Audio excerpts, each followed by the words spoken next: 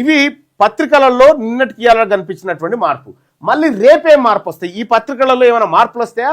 పత్రికల రేటింగ్స్ ఏమైనా పెరుగుతాయా? పత్రికల్లో ఏది ప్రభుత్వాన్ని విమర్శించే ధోరణి వస్తుందా రాదా? ఈ పత్రికలు కరపత్రాలుగా మారిపోతాయా ఏంది అనేది చూడాల్సినటువంటి అంశం. అయితే పత్రికల భాగవతం అంతా మనకు స్పష్టమైతే ఉంది.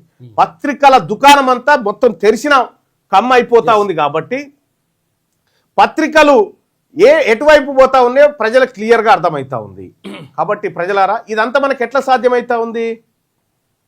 చాట్ జీపీటీ, సోషల్ మీడియా టెక్నాలజీతో ఇది సాధ్యపడతా ఉంది. కాబట్టి లైవ్ చూస్తున్నటువంటి మిత్రులారా, ఈ పత్రికలను చూస్తే మనకి ఏమర్థమైంది? ఈనాడు, ఆంధ్రజ్యోతి ఇవి మన వర్గాలను పట్టించుకోవట్లేదు అనేది. ఈ తెలంగాణలో ఉన్న 190% మంది ప్రజల సమస్యలు పక్కకు పెట్టి 10% ఉన్న వాళ్ళ సమస్యల గురించి ఈ రెండు పత్రికలు మాట్లాడుతూ ఉన్నాయి అనేది స్పష్టంగా అర్థమైంది. ఇవాళ ఆంధ్రప్రభ పేపర్ అట్టర్ ప్లాఫ్, వార్తా దినపత్రిక గోడ మీది పిల్లి.